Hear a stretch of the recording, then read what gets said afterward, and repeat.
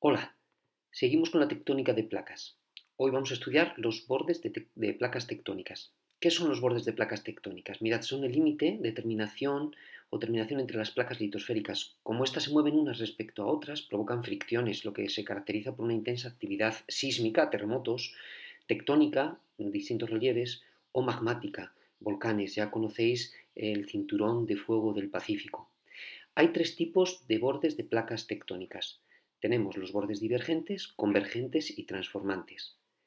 Mirad, los bordes divergentes son los bordes en los que se produce la creación de nuevos océanos, así como la extensión de los fondos de los océanos que ya existen. Las placas van en sentidos contrarios. Según se alejan, las grietas que se quedan en el borde se rellenan por material que está en el interior de la Tierra, creándose nueva corteza y litosfera. ¿Vale? Por eso también se conocen como bordes constructivos. Los materiales ascienden, en la grieta se enfrían, forman nueva litosfera, de manera que los materiales aquí nombrados con el número 5 son los más nuevos. Y según se alejan, 4, 3, hasta el 1 serían los materiales más antiguos. Son materiales que estuvieron en la dorsal, pero que al irse alejando pues van ganando en edad, simplemente desplazándose por los otros. En este mapa tenemos los materiales en rojo que están pegando a la dorsal y los materiales azules los más antiguos. Sabéis que aproximadamente 180 millones de años de antigüedad los materiales más antiguos de los fondos oceánicos. En esta animación podéis ver cómo los materiales que ascienden mueven en sentidos divergentes las placas, ¿vale? En tiempo geológico se entiende porque esto está acelerado, ¿no? Son millones de años. Vamos con la estructura general de estos bordes divergentes. Los materiales ascienden en la corteza continental, lo que provoca un adelgazamiento y grietas que se rellenan, van saliendo el material por esas grietas, se va rellenando. Todo esto se hunde formando un valle rift, y en ese valle va a formarse ya la primera corteza oceánica, formándose primero este mar estrecho, mar lineal, mar estrecho, hasta llegar a un mar, un océano tipo Atlántico, con el borde, en el centro, perdón, el rift formando esa cordillera central. En esta animación de aquí podéis ver un poco cómo se produciría esta formación.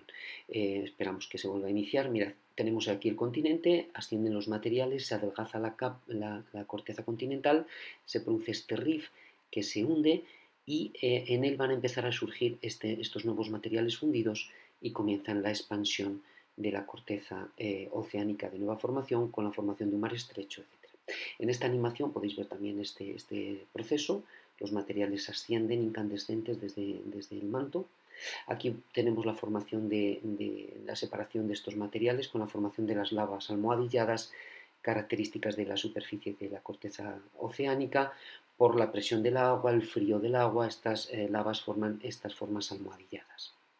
Tenemos aquí también una animación de la extensión de Islandia, que sabéis que pasa por ella la dorsal atlántica. Los materiales en rojo serían los recién formados, que empujan a los otros materiales, por tanto ya más antiguos, y acaban empujando también a los materiales que estuvieron algún día en la dorsal, también ahora ya más antiguos. Veis que va ganando en antigüedad. Muy bien, pues continuamos. Mirad, en este caso tenemos lo que está ocurriendo en el Valle del Rif, en África, en la zona de Somalia. Aquí tenemos una animación que vemos cómo podría ser el futuro, ¿no? Si ese Rif se va abriendo, se va expandiendo, mar estrecho, ¿no? Que conectaría con el Mar Rojo, que es el que está ahora mismo en esa fase de mar estrecho. Lo veremos más adelante cuando veamos el ciclo de Wilson. ¿Vale? Veis, esta es la zona de los grandes lagos, grandes volcanes del Valle del Rif, ¿no? En la zona africana. Bien, pues continuamos ya con los bordes convergentes. Mirad, en los bordes convergentes se produce la colisión entre placas, ¿no? Dos placas que provocan interacciones entre las litosferas. La placa que al chocar una de ellas se dobla y se mete o desciende hacia la astenosfera. A esto se conoce con el nombre de subducción. Esta placa está subduciendo. La litosfera al final que subduce se va a fundir, por tanto se destruye. Por eso a estos bordes también se les conoce como bordes destructivos. Existen tres tipos: oceánica contracontinental, tenemos la corteza oceánica contra la continental. Esto provoca la ascensión por fusión de estos materiales, provocando una cordillera en borde de continente de origen volcánico. Está todo a lo largo del continente. Un ejemplo de este tipo de cordillera sería la cordillera de los Andes. Luego, la fosa es una estructura tectónica muy característica de las zonas de subducción, muy profundas que ya las conocéis, ¿no? Oceánica con oceánica, lo que formaría una estructura de arco de islas, en esa fusión de materiales, ascienden y formarían arco de islas, y también la aparición, como por ejemplo sí, las Islas Marianas o las Aleutianas, y la formación de la fosa, que suelen ser las más profundas, ya hablamos de ella, la fosa de las Marianas con una máxima profundidad de unos 11.000 metros, ¿no? O continental contra continental. Después de un proceso de subducción oceánica continental, llegan a colisionar dos continentes, formándose grandes cordilleras, las más elevadas, las cordilleras de tipo Himalaya, ¿no? Como la cordillera del Himalaya. Aquí tenemos algunos ejemplos animados de subducción oceánica con continental, en el borde del continente sudamericano, la cordillera de los Andes, o oceánica con oceánica, como por ejemplo el arco de islas de las Aleutianas, las Kuriles o las Marianas, y por último cuando tenemos la colisión continental con continental, continente con continente, formando cordilleras tipo Himalaya o los Pirineos, ¿no? Bueno, y vamos con los últimos bordes, que son los bordes transformantes.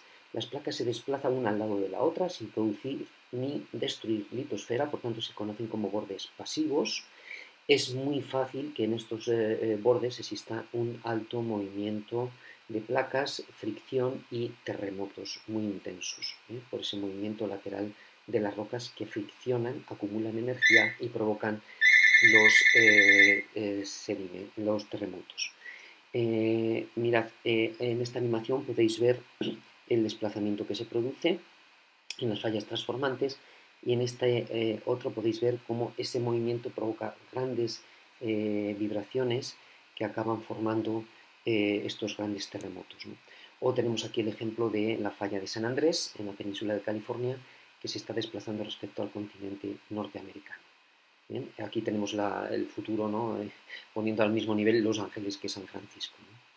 Muy bien, pues por último os ponemos aquí un movimiento global, digamos, de todos estos procesos, de dorsal, de borde divergente, borde convergentes con subducción, arco de islas o